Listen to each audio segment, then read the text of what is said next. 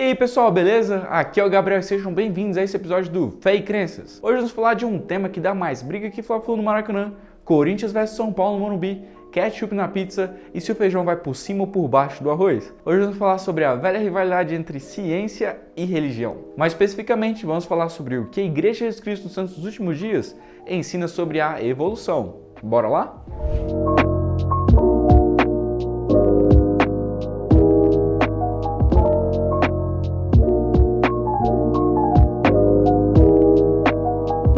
Ok, para começar, vamos dar uma olhadinha em um artigo publicado pela Igreja intitulado O que a Igreja acredita sobre a evolução? Abre aspas. A Igreja não tem posição oficial sobre a teoria da evolução.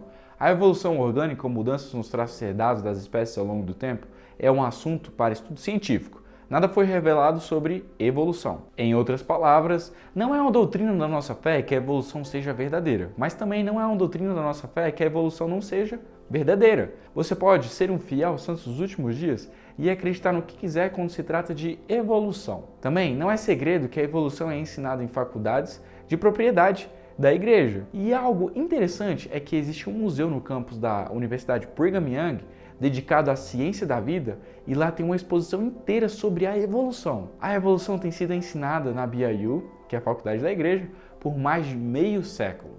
Então, mesmo que a própria igreja não tenha posição oficial sobre isso, os líderes atuais certamente não se opõem que esse assunto seja ensinado.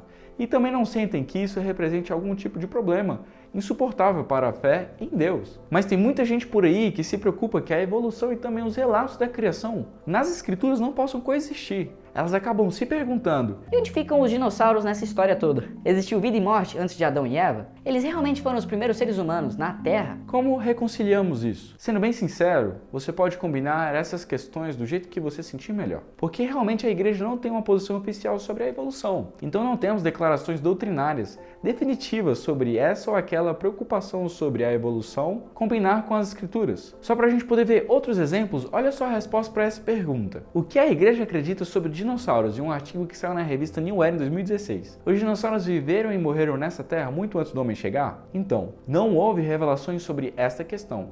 E as evidências científicas dizem que sim. Você pode aprender mais sobre isso estudando paleontologia, se quiser. Até em escolas de propriedade da igreja, até, hein? Agora, olha essas próximas frases, elas são muito importantes. Os detalhes do que aconteceu neste planeta antes de Adão e Eva não são uma grande preocupação doutrinária nossa. Os relatos da criação nas escrituras não são destinados a fornecer uma explicação literal e científica dos processos específicos de um período de tempo ou eventos envolvidos. Em outras palavras, ciência e religião são duas coisas muito diferentes com dois propósitos muito distintos.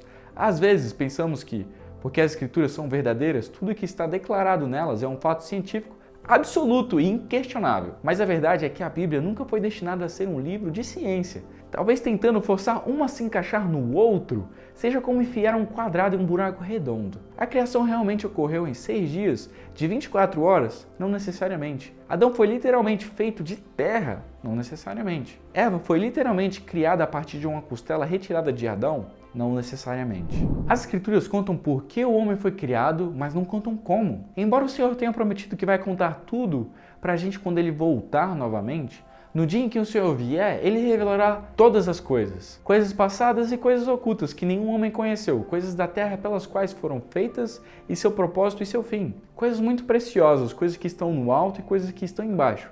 Coisas que estão dentro da terra e sobre a terra e nos céus. Então, ainda receberemos as respostas para essas perguntas um dia. Mas enquanto isso, deixaremos a ciência se preocupar com os quês e os comos, e a religião se preocupar mais com os porquês, e conseguiremos ter verdades de ambas as fontes.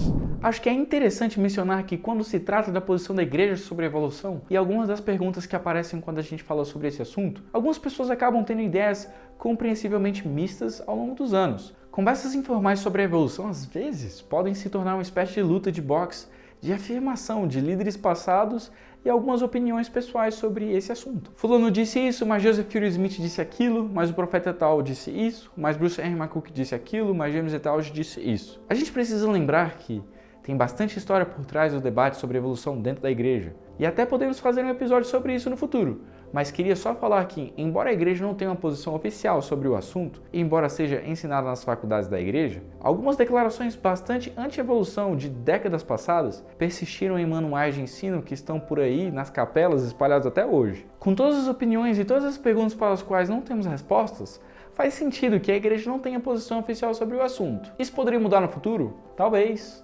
Claro, quem sabe? A restauração está em andamento. A descoberta científica está em andamento também, junto com a revelação. Nossas regras de fé ensinam que Deus ainda não revelou muitas coisas grandiosas e importantes para nós ainda. E tem um monte de perguntas para as quais ainda não temos respostas. E você pode perceber que neste vídeo estou tentando intencionalmente não fazer muitas especulações sobre essas perguntas sem respostas. Por exemplo, no site da igreja lemos: os relatos da criação nas escrituras não são destinados a fornecer uma explicação literal e científica dos processos, períodos de tempo ou eventos específicos envolvidos. Ok, bem, se isso é o que esses relatos não são, o que são eles?